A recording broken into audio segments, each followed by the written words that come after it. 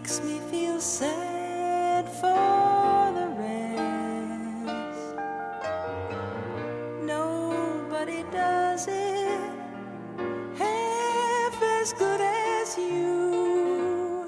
Hello and welcome to Drive It Double Feature Podcast. I'm Nathan. I'm Ryan. And this is the podcast where we talk about 2 movies a week every Tuesday and Thursday. But before we get into today's episode, check us out over at patreon.com. Over there, just for $5 a month, you get a bunch of fun bonus episodes, and also you help support the show so we can get rentals and seek out some more obscure movies that are hard to find. But getting into today's episode, it's another Bondzilla week. We got James Bond, we got Godzilla. We got Bond, we got Godzilla. Yes, we got Bond and Godzilla, and they are here. And on Tuesday, that's Bond Day. Tuesday is meant for Bond. Tuesday is for James Bond, not just the boys. But this is The Spy Who Loved Me from 1977. It is directed by Lewis Gilbert, who also directed You Only Live Twice, which was kind of a favorite of the show. That was actually a surprise. Like, it still holds up as like one of my favorite ones. So I was kind of excited getting into this one, going back to it. So yeah, well, I was kind of hoping you'd give me your honest opinion, because tonight on this podcast, I'm keeping all your secrets safe tonight. You are? Thanks, buddy. You're not quoting anything, are you? No. Okay, I didn't think so.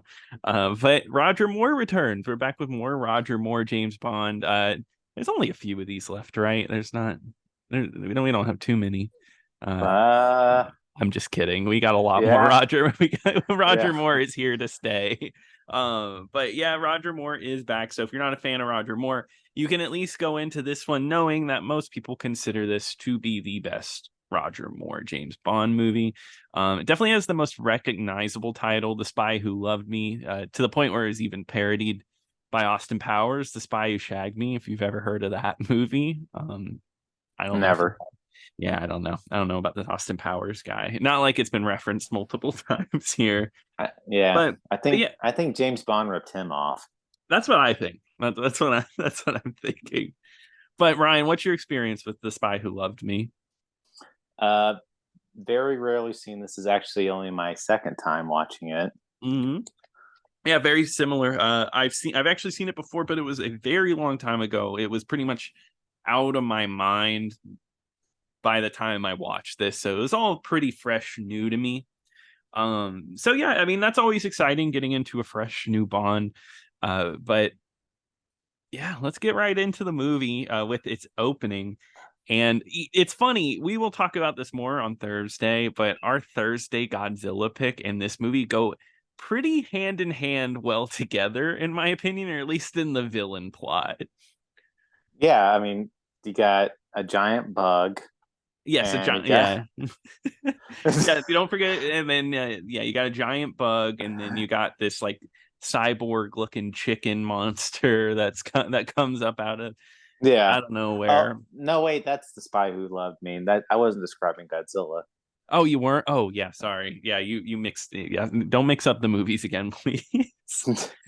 But no, the movie the movie starts out pretty, I don't know. It's not too like crazy. It's a submarine underwater, and the submarine disappears. It's gone. What happened to it? I personally wasn't like crazy excited by that whole prospect. Well, I mean, it's literally the same as what Diamonds Are Forever, right? That's right. Well, yes. Yeah. But instead of spaceships, it's something even less exciting. Yeah. And actually, right in the beginning, it's funny. We're going to talk about one thing happens again in a later Bond movie, and then there's kind of one thing that happens in an earlier Bond movie. So there is a really funny line where M does say, James Bond has to pull out right now. And of course, he's in the middle of having consensual sex with another woman, and then as soon as he gets the call to stop, he is out of there.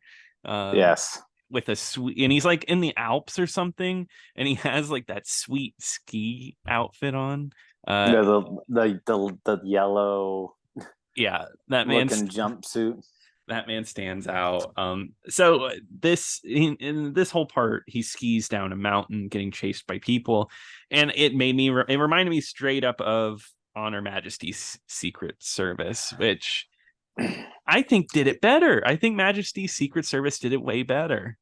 They did, and I totally agree. I mean, I thought I like right away there was already like two plot points that's like, okay, they did this already. And then Mhm. even the main plot point, which is getting into a little further of James Bond falling in love with a Russian spy. I'm like, okay, they did this From Russia with Love as well. Yeah. So Yeah.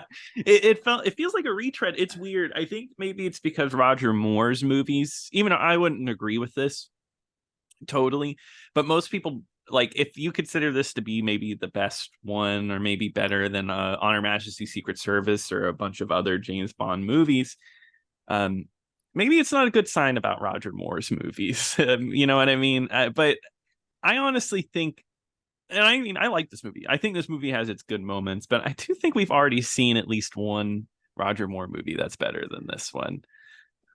mm, You don't agree? I really, really like this movie a lot. Really? I there were parts where I was not into it. Nathan, I'm going to make a bold statement. This Mhm. is this is my second favorite James Bond Oh movie. my god. Okay. Wow. What's number one? A Gold, Goldfinger? yeah, Goldfinger. Of course, yeah. But I don't. I was so drawn in by everything. I Okay. mean, I don't know. Like everything worked for me. Like I was like, I know I'm seeing the same stuff, but it's like I like it a lot. And I thought, I mean, the ski sequence, yeah, I'll give you that one. That was done better in On Her Mhm. Majesty's Secret Service. But I don't know, just like the henchman. I think I even said on Man with the Golden Gun that Nick Nack was my favorite henchman. After seeing Jaws, I'm like, no, it's Jaws. It's Jaws. But Yeah. But okay, no, I'm happy to hear that. I'm glad to hear that you really like this one.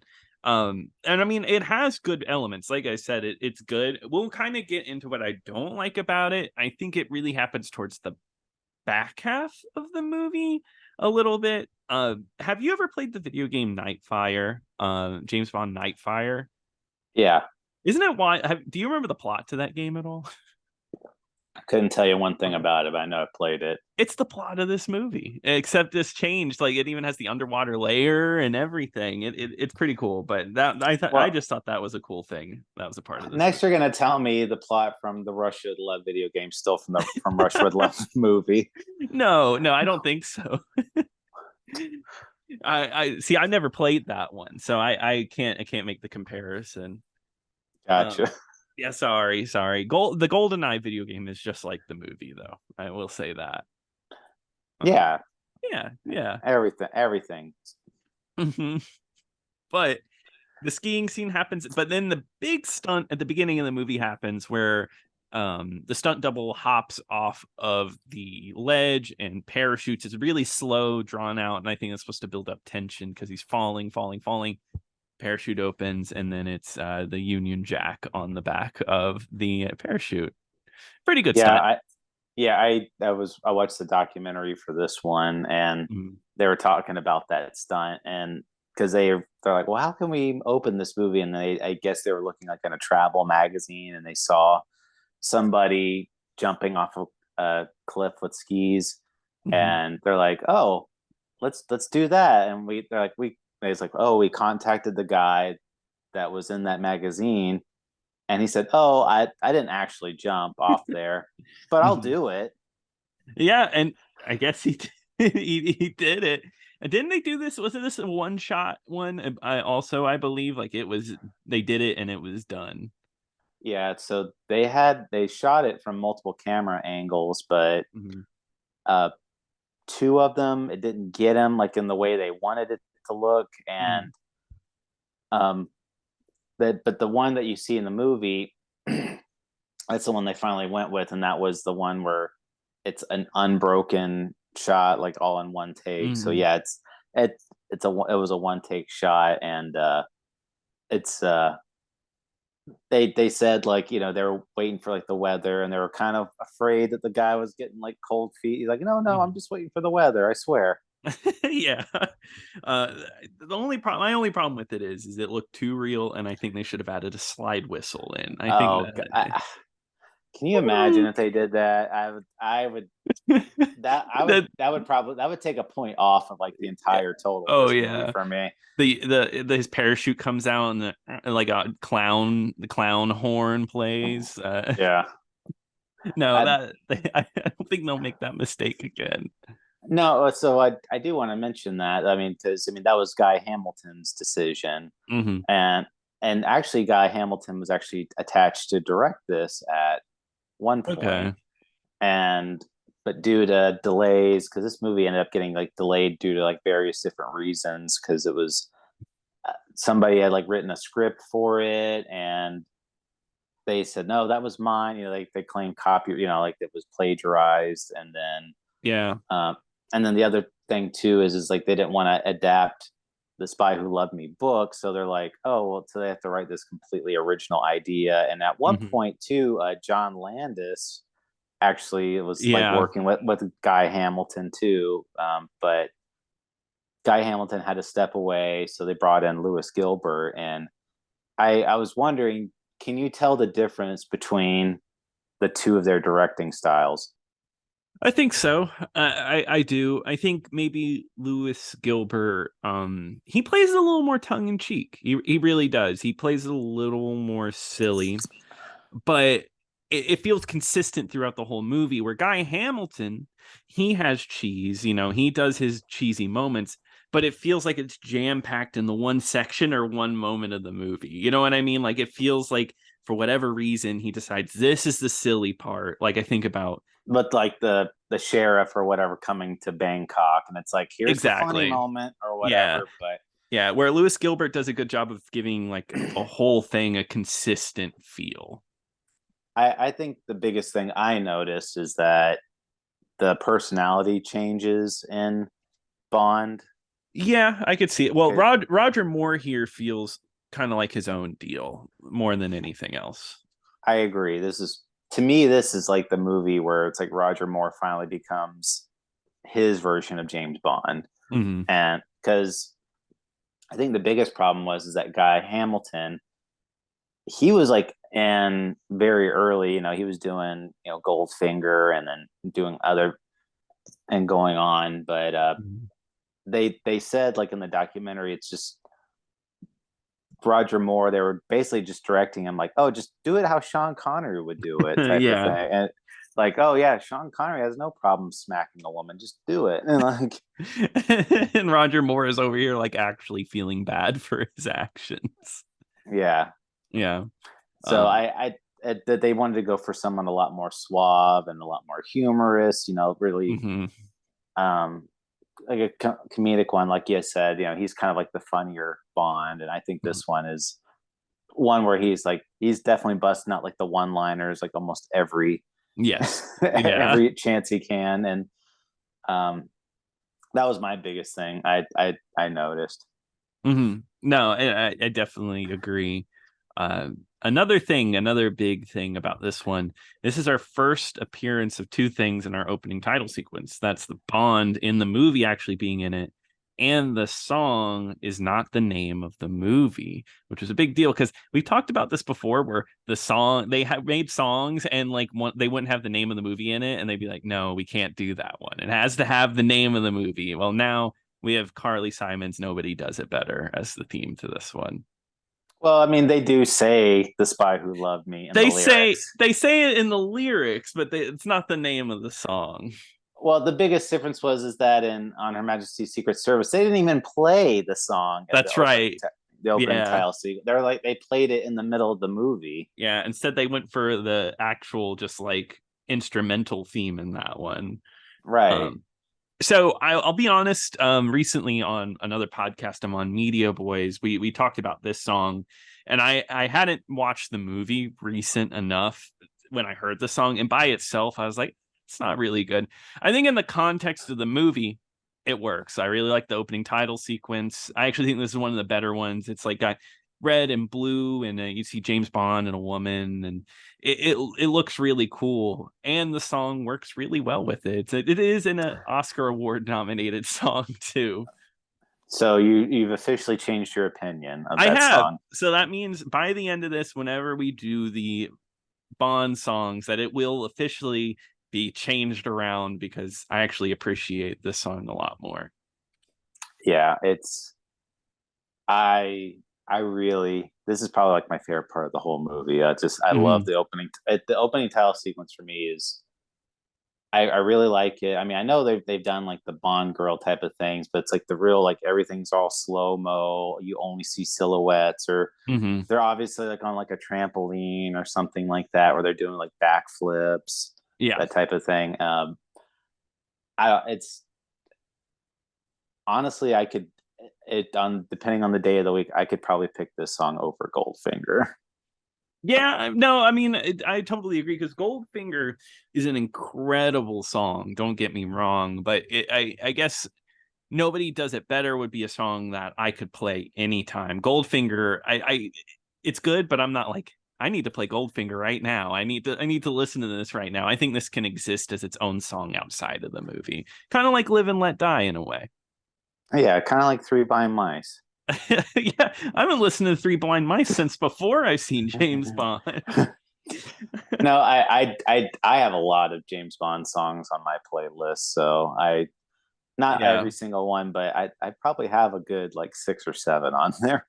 Yeah, no, I mean, we James Bond themes, we have hard competition like before and after this, so we'll see. I don't even, what's the next Moonraker? I forget the theme to Moonraker. I guess we'll see how that goes. Unless Moonraker. go, great job. Oh no, I think it's Louis Armstrong does that one. Yeah. But yeah, we kind of get into the rest of the plot. So this one, it's The Spy Who Loved Me. It's about a Russian spy and James Bond actually having to work together, and they slowly fall in love. So there is a romance. It is Bond being romantic, which kind of calls upon On Her Majesty's Secret Service. And they actually well, what I do like in the introduction of these characters is that, it has like the classic Bond, like you said, like he's waking up with a woman or whatever. And then the next scene, it's like a man and a woman in a bed. You don't know who it is, and the guy is kind of like, I gotta go, darling. I have to. Like I can't stay. And then all of a sudden you hear Agent Triple X or whatever, and you assume it's the guy, and then it's the one. The woman's the one that reaches over and picks up the phone, which I really like that moment. I thought that was clever. Yeah, I think that's a good reveal, because what this movie tries to do is it sets up James Bond kind of having his equal in female form, played by Barbara Bach, and it is Agent Triple X, who is a Russian spy. Well, you said they're like they're equals, and Yes, they're they equals. and pretty much like the main plot point at first is that they're both going after this microfilm. I think that's what it is, right? And they're going after these plans basically for this destroyer. Yes. And when they're in the bar at first, what I enjoyed is that the bartender comes over, and Bond is like, "Oh yeah, she'll have a whatever." I forget what it was, but it was like her favorite drinks, and he's like, "Oh, and he'll have a vodka martini, shaken not stirred." So she already knows like his whole deal, and in that scene too, they actually do reference On Her Majesty's Secret Service as well, and that's because she even said like, Yeah. "Oh, and you were married to a wife killed by." He's like, "All right, I get it.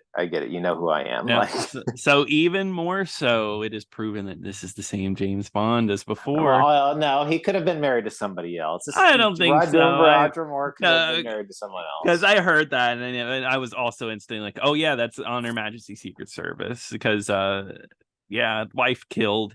And too bad that plot line never got developed past that point. They were pretty quickly just be like, "Yeah, we're done with that," and then they bring it up again. It makes no sense. Well, I Yeah. guess what I did want to say.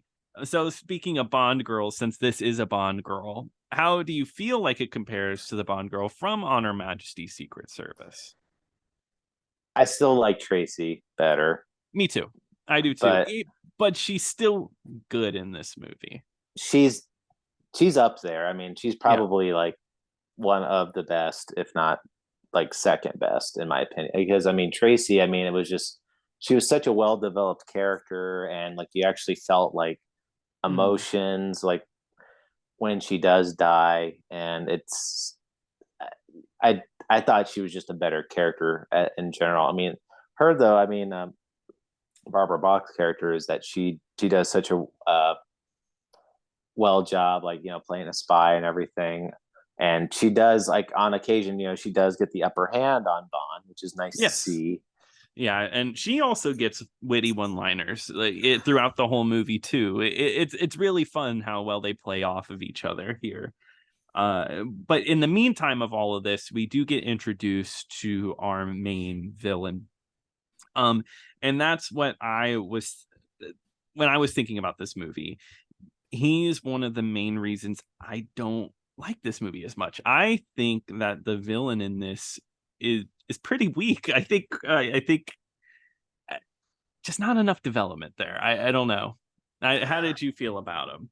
No, I mean, I can see your point with that one, but Yeah. I mean, to me, it's like it's not so weak for me where it was completely noticeable. Is he lesser than other Bond villains? Definitely, I will agree with that. Yeah. But But he's definitely not the worst. I will say that.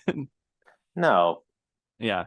I at least like his plot. I do like the idea. It's kind of silly where it's about Atlantis. He wants to start an underwater civilization, so he's going to destroy the world and with the make giant bug. yeah with the giant bug, and then make it so everybody wants to live underwater. I like this setup because this is way later in the movie, but I like that he gets asked like, oh, what kind of money do you need so you can stop this? And he's like, I don't want money. I want to destroy the earth. I really could care less about money. So it makes Yeah, it that much more evil. right. He pretty much just does not care. He wants to live in his ocean world and not be bothered. Hmm. Yeah. Um, I do like his introduction though, where he's having he's in like his dining chambers, and these two Hmm. scientists come in. He's like, "Great job, guys! You came up with a great plan there." And he Hmm. said, "But somebody's been leaking information." And then he tells his mistress to she's excused. And then when she goes in the elevator, it's like, "Oh, I knew it was you the whole time." And Yeah. then she falls in the shark infested water. And this is obviously like ripped off from Austin Powers. I'm just kidding, Yeah, but Austin Powers definitely played off of this. This was one that was heavy with the sharks with the laser beams on their head, and like just like it's so silly over the top because she slides down the water slide and goes into yeah. the shark infested waters. It really They it's really great. they didn't explain how they shot that, because I wanted to see, because they that Um, the shark was actually ramming this girl like yeah. in the chest, and I'm like, that shark is really close to this Yeah. woman. And like later on in the movie, there's another scene with the sharks, and like there's like red all in the water and everything, and somebody's in the water with these sharks, and I was like, man, how did they do this? Because last behind the scenes feature, we got to hear about the sharks and how they handled that. Um, Hmm. but not this time. They wanted to keep their secrets, and something tells me that maybe this woman actually died on screen and they put it into the movie. Jaws. Yeah, exactly. Jaws. Huh. You mean the actor who's in this movie, who is playing Richard Keel? Uh, that was a joke. His name is I Richard. know. His name is Richard Keel in the movie, Yeah, that's and yeah, the actor's name is Jaws. played by the famous Jaws. You might know from the movie Jaws, the documentary about Yeah. him. No, well, this is the movie where we get introduced to probably one of, if not the most famous Bond henchman, Jaws, played by Richard Keel. Huge dude with metal teeth that can like bite through anything. I Watching this movie, I understand why this character has like gone on to be remembered, because it is such a goofy concept, and this he has so much humor to this character. I don't know. There's something about him that is lovable. I just like, he always walks in the room. He's got like a big like goofy grin on his face, and he's just so you could see his teeth. And Yeah. and he's like a vampire or whatever. Like he just like bites chunks out of people's necks. Yeah. No, I love it. And he bites through metal chains at some point during the movie. Yeah, he's got super strength. But Richard Keel, he was talking about wearing those teeth, and he just said it was so uncomfortable, and you can only wear them for like 30-second intervals because I don't know if you've ever had like an impression done in your mouth, Mhm. but it's like a really really awful feeling. Yeah, It's very very uncomfortable. I can only imagine. That does not sound like fun. Like I'm sure now, if they did this, it would be CG, and that would save some pain. Oh yeah, CGI teeth, that would be so much better. Oh yeah, I agree. Have you ever seen the movies where they add CGI tears? I think that's so much better than real emotion. Yeah, well, why are you guys crying like suckers, and we could just edit in later? Yeah, that's what the director should say all the time. But there's another kind of like, I don't think it's too important, but I do love the scene where Bond is kissing a lady, and there's a shooter at the top of a ledge that goes to shoot Bond, and of course he turns her into the bullet. This is just a Bond trademark at this point. Well, the weird that seems like that seems a little messed up though, because he's kissing her, Hmm. and he's like, he knows something's up, and because she's like, oh, like she's basically throwing herself at him, and she's kind of looking Hmm. for the shooter, like, oh, when's he gonna shoot him, type of thing. Hmm. And then like, but as Bond is kissing her, like literally within seconds, like she's like has a change of heart. That's right. and, Yeah. and then she yells no, because when she finally sees the shooter, and then yeah, he still like pulls her in front of the bullet, and she gets Hmm. shot even though she just saved his life. Yeah, yeah, yeah. Man, Roger Moore, because all they did was kiss. Roger Moore's kiss must have been life changing. A nice way to die, I guess. Well, Last, that's like I mean, that's the Bond trope. Like Bond just has to sleep with you or kiss you one time, and it's just like, I'm a good guy now. yeah, I love you so much now. Too bad the spy didn't do this. At least Agent Triple X didn't fight for forever on this one. But there's this whole chase scene in Egypt that happens because we end up in Egypt, which is partly, I think part of it's really cool. I guess there's only one thing, it's very nitpicky. But there's a really cool light show people are watching, and actually watching the behind the scenes kind of enhanced this for me. Only one part, there's one part, and we'll get into this, but I think it was mostly done with effect. It's mostly effect work, and I think for the most part it works pretty well. I actually think it looks really good. I was surprised to hear this. No, I mean, probably like the most impressive thing about this movie is like, one, the production design, and like doing like the miniature effects in these movies too, Mhm. or they look really good. I mean, it just, we'll get to it later, but there's like, even the like gadget scenes, like the car later, it just, everything looks so impressive in this one. Yeah, I agree. But there is one part that I noticed while watching, and I was like, that looks so bad. And that's there's a part where people are moving on the side. Bond is supposed to be sneaking watching. And after watching the behind the scenes, like, okay, this is why this looks so bad. Because I just didn't understand it. I was kept looking at it like, what is wrong here? Because something's really wrong here. They took a photo of Roger Moore and just put it behind a thing, and it's not moving, not breathing, nothing. It is just dead standing there. And I love in the behind the scenes, like, and nobody noticed. And I'm like, I noticed. I Me, I did. Yeah, I thought that was rough, but it happens for like 2 seconds. You said, I want my money back. Yeah, yeah. I mean, I did rent this, so Amazon, please give me my money back. Uh, but Yeah, I mean, the music in this one's pretty good. This is kind of where I at least started to notice the music. It's a little cheesy, a little electronic, but you hear the nobody does it better. You know, it plays in and out. I really like that about it. Oh no, I was gonna say, yeah, there's the chase scene in there.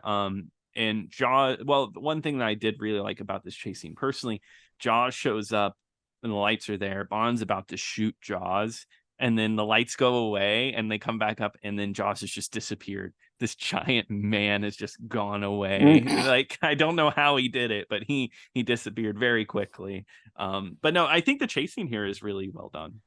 Yeah, I like the part too, because later they get into like the van that, and Jaws is there, and Jaws starts to like, they're trying to drive away, but Jaws keeps grabbing the van and just ripping off the van like piece by piece. Yeah, no, and that's the one liner that made me laugh was they kept backing up and going forward, and I think Agent Triple X said shaken not stirred to Bond. My only thing, Bond is playing it too tongue-in-cheek jokingly during this. They're in danger, and all he could do is smile and shuffle through the keys and be like, is this the right one? I'm like, dude, you guys could be dead soon. Stop joking. Well, that's that. Okay, this is like the one part I didn't like was like Yeah. that scene was because Bond was clearly like trying to like take the reins, and like he wanted to be the one to drive the van or whatever, because he wants to be the big shot. And then, but when she drives it, it's like, oh well, now I'm just gonna make snide remarks this whole time. Yeah, exactly. I'm gonna pout over here. I'm gonna be a baby about this one. Yeah, but she does get away, and they Jaws like has like a big rock, and it look like throws it and like just drops it on like on his foot or whatever. Yeah. Oh, something we forgot, a really important plot point that kind of pulls together the whole movie. Agent Triple X, someone, her lover was killed by Bond, and it's kind of a revenge thing. But as we get through the movie, they get romantic, and it becomes like, oh, well, this relationship, it's going to have to end eventually because I'm going to kill you, Bond. This is all going to end with your death once this whole mission is over.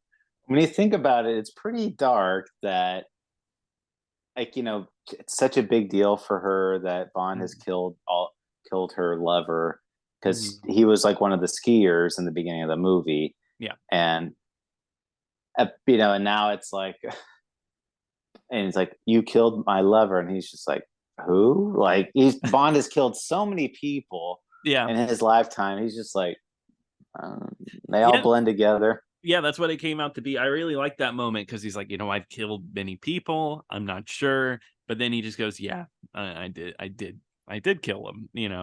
There's really no way to say that he didn't, I guess.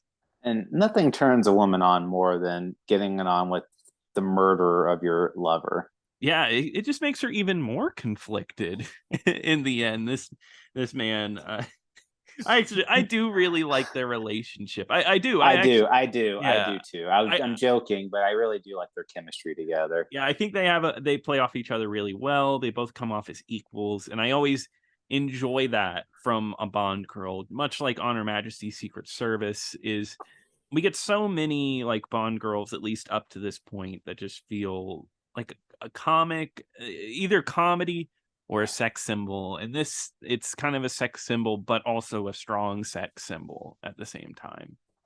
I like the ones that are a little more fleshed out, that actually have a personality or that seem somewhat competent, because for the last couple. Sorry. Kissy was fine. I didn't mind. I mean, at least Kissy was like an agent, but that's true. Like, go ahead. Sorry.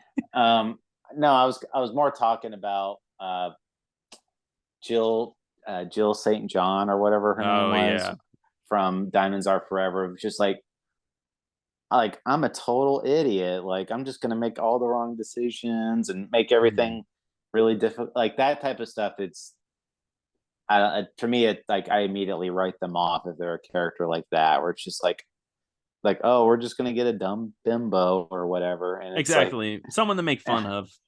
Yeah, but this one, like I said, her, Tracy, like I said, they're completely fleshed out characters that can hold their own against Bond. They get their upper hand. They actually make it look like they could stand their own if Bond was not around. Yeah. And I just think it works really well, especially with the fact that they start having to do business together because the English and the Russians they come together. And they get really talkative. There's a lot of talking and slower moments in this one, and I like the moments where they're like, I really wish I could tell you about some of the things I've done, some of my business, but I can't because you're the enemy, but also I have to work with you. And I think those conversations are actually kind of interesting. Yeah, how awkward do you think the breakup was at the end of this? Like the stuff between this and Moonraker. Wait, are you saying she's not back in Moonraker? Oh. Oh no! Does he fall in love with an alien in that one? Yeah, I can only hope that's where this franchise is going. I think that would fit. James Bond could just date an alien. At this point, I'm sure he would. I would sure he would do everything in his power to have it happen. Yeah. But I do like that they meet up with each other, and we actually get another like Q testing scene that's a bit wackier. There's like the test dummy where that's like on a springboard, and isn't there one that shoots like ink at one point? Like a bunch of ink spills out. Yeah, there's that one, and then there's the decapitating tray table. That's right. No, this is really good. I really like this part, and I really like that they were together watching the video, trying to get clues on what's going on with these submarines, and how they're trying to like play off each other, both the spies. Like, yeah, I know this for a fact, and then their boss is praising them, and then the other one would one up them. It was just like a back and forth game. I really like that. Yeah, they were. I liked it, yeah, because when they're looking at a slide, and I mean, I know, right? I could tell right away it was because it says oratory, Yeah. and they're like, oh, an oratory. What is that? Oh, that's like for churches and stuff. And I'm like, it's obviously laboratory. Like what? Like what? But yeah, I mean, this all comes to a head. Well, you get one of the more famous cars. Let me get The I Lotus, know it's a Lotus. But yeah, Lotus Esprit. yeah, the Lotus Esprit, which is a really nice looking car. I think it's considered one of the most famous Bond cars, other than the Aston Martin, of course. And Yeah. and the big thing is it can go underwater. It's a submarine too. I don't know. It's pretty sweet. I really like the look of this car. It's very future. It's really forward thinking for 77. It looks like a car from the 80s. No, and I mean, it younger me when I was watching this movie for the first time, I'm like, whoa, they actually have cars that can do that? Like, Well, you know who owns this car now, right? no. No, and I can't believe we're bringing him up on the show. Elon Musk owns the Lotus Esprit now, and he is Oh. actually looking to make it a submersible car. He wants to make it the first real submersible car. Yes, and he bought it, I think, in like 2013 or something. So you know how good that's going. You know, real salt of the earth, that guy. Yeah, one wonderful man. Maybe we'll get him on some point. Yeah. But But no, I know I do love the way the car looks, and I like I said, I was wondering the whole time about how they were shooting all this, and watching the documentary, they did clue you in. It's just they needed like 7 different cars, and they all had their own functions. Like the wheels would fold in, that was a car. Like the wings would come out, that was another car. Like the car falling into the water, that was another car. So yeah, they needed 7 different cars to make this one scene work. and it all looks pretty seamless. You told me this just now. I'm surprised. I was like, okay, well, yeah, it was one car that did this. Like I think that's pretty awesome. And all of this looks pretty seamless. I really like the underwater bits. This is one thing that I kind of didn't like about this movie. I thought the chase scene was a little too long here. Maybe I'm showing my hand here because like Thunderball, maybe underwater action just isn't my thing. You're a sci-fi guy, so it's like the further you go below sea level, you're just like the further you get away from space, you're like this is not It's my thing. Yeah, I don't like this. I mean, I Deep Underwater is pretty scary. Maybe we'll watch that movie Sphere one day, But which yeah, I I mean, think is getting a remake. you weren't a big fan of 20,000 Leagues. You weren't a big fan It was all right. of. You're like, you and Ocean just do not agree. I guess not, but we'll do Waterworld one day. We'll see how that goes. But yeah, no, I mean, for me that wasn't cool. But I do really like the car. I like the look of it. But we eventually do finally run into the villain here, and like we talked about before, he talks about his motives, about how he wants to start an underwater civilization because the ocean has all of the life that the world needs. It's all right here. And that's about it. I really wish there was more. I really, I just don't think he really brings an interesting element here. Like, I don't know if it's him or the villain it's himself. I just don't find him all that menacing. No, I mean, like, to me, he's pretty mid. I mean, that's Mm, just it's he's pretty middle of the pack. I mean, you have somebody like Scaramanga, from the last one. It's just like Christopher Lee, like amazing actor, like playing a man. villain. Too, yeah. Well, no, and I was too bad he's like in kind of a weaker Bond movie overall, right? Right. And if he'd done like something like this, where it's like Christopher Lee, like going on these really long monologues, talking about how great it is to live in the ocean. I mean, that would have. Can you imagine it then? Like, That sounds awesome. That actually sounds really good. Or Donald Sutherland in this one. Oh man. But I feel like Donald Sutherland can only exist in I, in a Sean Connery Bond. I think that just makes it work all around. Um yeah, it'd be hard to picture him anything but Blofeld. yeah, exactly. Um, but I mean, I do like the look of Atlantis, which is like it almost looks like a spider in a way. It's like a giant black thing and has like four legs and kind of like a round top to it. It's definitely an interesting design. So they do got that. Yeah, and Ken Adams actually earned an Oscar nomination for production design in this movie. You said earned. He earned an Oscar nomination. Oh, he earned an Oscar nomination. I was gonna say, did he win for this? I gotta know what beat it if he didn't. It says it was beaten by this movie called Star Wars. What? You're telling me a more Star Wars? I mean, we've mentioned it like a couple of times, I think. I mean, I think it keeps coming up. This little movie. God, it's just like this little dumb B movie that like everyone hates. Yeah, and Spy Who Loves Me is the movie that like people remember, and like Oscars normally do, they pick the movie that nobody remembers. Oh, and also that same year, Close Encounters of the Third Kind was nominated. Oh, really? Oh, wow. Okay, that's pretty good. I know that one. I know my Spielberg. Don't get me. Don't get me. Oh yeah, Yeah. you haven't seen a Spielberg that you haven't liked. Yeah, oh, yeah. I love Spielberg. I've seen Ready Player One more than once. But I was gonna say too, we didn't mention earlier. You did say that this movie was nominated for Best Original Song too. Yeah. And it lost to one of those songs where like the song is more popular than the movie, Really? and yeah, and that is the song "You Light Up My Life." Yeah. Yeah. Yeah. From what movie? It's from the movie "You Light Up My Life." No way. Who would have thought? Oh, see, there we go. If the song from the movie was called "The Spy Who Loved Me," it would have won. Yeah, Probably, yeah. people just didn't know what it know what it was. Yeah, yeah. Hmm. That's same with Writings on the Wall. Uh, Well, that one won. it did. What a Yeah, that trap! one won. What a Travis. That's right, because that's his like famous speech where he says he's like where he said he was the first gay person, openly gay person to win an Oscar, which was wrong. Oh yeah, and then I didn't he say something like he was like he wrote that like after getting like broken up too. Like it was just a very Yeah.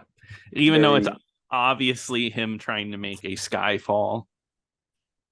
yeah. It's that. Well, we'll get into that song a little later. way later, but it'll be here before we know it because we're already deep in the Bond and Godzilla. But let's circle back to the movie. How did you feel about this ending overall? It was good. I what I really liked was when they got on the sub, obviously since that one sub was captured, they actually went into like the gallows or whatever you call it, the little like prison area, like the holding area. Oh They yeah, were keeping out those soldiers, and they pulled them out like, "Come on, lads, let's go!" Like, and they all just came in and joined in the fight. I really liked that part. yeah, I like that too because yeah, they bring in a bunch of Americans into this, and they all die. They're all there's that one scene where there's like the one hero that rises above the bunch and like, let's lead the charge, and then they go upstairs to the upper part of this layer, and all of them just die. Like I saw this character and was like, oh wow, they're really setting up like a second hero, another person that's gonna be the winner here. No, he dies very quickly. They're setting up an American James Bond spinoff.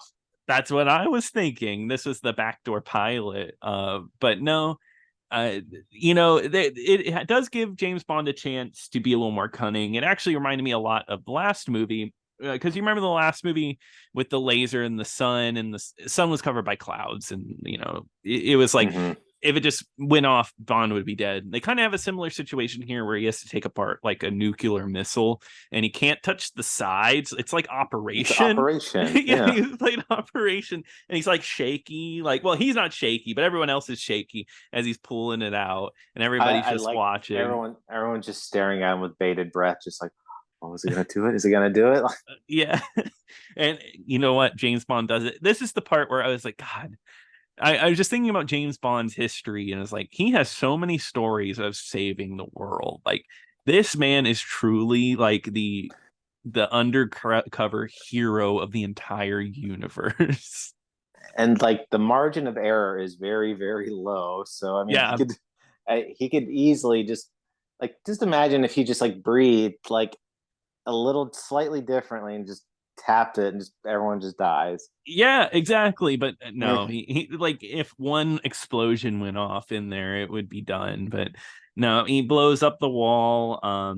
Jaws does show up again, and there is that scene where Jaws goes in with the shark, and he like bites the shark, and there's blood everywhere. I wanted to know how they kind of did this scene. Was it a But real shark? it was a real shark. He bit off the shark, right? Yeah. Yeah. Yeah. I'll be asking the same questions in the next one. How did they do this? But you'll have to stay tuned for Thursday. But Jaws actually gets away at the end of this movie. Yeah, Jaws gets away. We'll get to see him again throughout the whole franchise up until Spectre. So What? Yeah, I mean, like, why couldn't him and Knick Knack just team up? now, see, it would be like the Hobbs and what's the other guy's name? Hobbs and Shaw. Hobbs and Jaws. Yeah, Hobbs and Jaws. I think Jaws just deserve like his own movie, like Jaws. Yeah. Oh my God, it happened. That's right. Well, then technically, wouldn't this movie be like a spin-off of Jaws? It would. It would. Because Jaws came out before this. Do you think this movie was playing off of Jaws a little? Because Jaws I fever don't with the know. water. I could see it. I pretty much 1,000% they did. Yes, But yeah. I don't know why I didn't just connect this into my head until right now, but yeah, I think so. Because it definitely went into production around the same time. well, his character's name in the book was called Horror. Of course it was. God, wasn't he such a great writer? Yeah. Yeah. So creative. It's not like he wrote, like, I hear about the plots of the books to these, and every time it's this one's set in Jamaica. Like half of his books are set over there. I was wondering, like, I was like, all like, it's like, because I think he lived like in the tropics. So I think he was just like, yes, I'm just looking out the window. Yes, Jamaica. Yeah, I forget what's the name of his the place where he lived. Was it Goldeneye?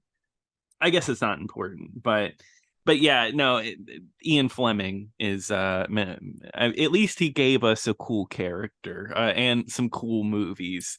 Nobody likes those books. Well, as of right now, actually, the publisher that publishes those books is going back and censoring a lot of the stuff upon re-release. Oh, Yeah, which is super funky. I definitely do not like that. They're getting rid of a lot of the problematic stuff, but it was time and place, of course. You just go in knowing it was made at a very different time. right. Yeah. But yeah, I think overall, well, I guess I should ask, is there anything else you want to add on? Well, there was a pretty funny ending scene, but go ahead. No, yeah, if I was going to mention anything, it would be that, or like after all, well, because she does say to Bond at the end, she's like, "I am going to kill you after this mission's over," and then like the second the mission's over, like they're in the little escape pod, and she's got a gun pointed at him. Yeah, I do like that. He like kind of turns and then, but you know what? He's like, I want one last wish. And why would you grant this to him? Why would she be like, what is it? Well, I know why she did. Because secretly she loves him. Who doesn't love the person that loves the person that killed their lover? Well, that's why, Nathan, like right after they had sex, Bond killed her. Well, is that why she's not a moonraker? It would make sense. She's kind of a liability. Can he really trust her? It's like, well, I can't trust you. You try to kill me. Yeah. Well, I do think it's funny. They're like in that submersible, and they get away from, and they're like, "Oh, we can have sex right now. Nobody's gonna know." And then in classic fashion, somehow they don't feel the force of them getting pulled out of the water by a crane or anything. And M's there, and and her boss is there, and they catch him. They catch them having sex, but then they draw the curtains on it. They're like, "Hey, stop watching. Pull the drawstring." It's funny. I think it's a pretty funny ending. It's super cheesy. Yeah, just one piece of fabric just separates you and having sex with like a room full of people. Little did they know that the walls of this thing were really thin, and they heard everything. They had to dunk it back under the water. But no, I think overall, I think it's a fun Bond. I do have my issues with it, but I'll be interested to know where this one ranks on your scale. But I'm not going to reveal it now. Well, I mean, it'll get revealed once we hit the end of the Roger Moore movies. But yeah, well, if it's not any secret at this point, I did like this one a lot. So yeah, no, and I'm glad you really enjoyed it. So it's up there. I already know your ranking. Okay, well, just wait. Maybe Moonraker will beat it at the top spot. It might beat it. I haven't seen Moonraker in a while either. Yeah, who knows? But yeah, so it's a recommend from you, and you know what? I'll recommend it as well. I'll say definitely check it out. How gracious. But Ryan, what are we covering on Thursday? Well, there's one thing. Who's your favorite football team? Football team? The Orlando Magic, right? It's basketball. I know, I'm just kidding. I'm kidding. The Patriots, they win all the time, so they have to be my favorite. No, Nathan. The correct answer was the Jets. The Jets. Oh, okay. Because so what are we covering? Well, Soul Plane? Well, no, Nathan. How could you forget? So it's a Godzilla movie, but there's a new character in town, and his name is Jet Jaguar. And this one's going to be called Godzilla versus Megalon, and it is free on YouTube right now. Awesome. Well, I'm excited to go see that one, and I'll root for the Jets as always. But if you want to send us an email at driveandoublefeaturepodcast@gmail.com. Also, you can tweet at us at DIDFpod. But until next time. Until next time.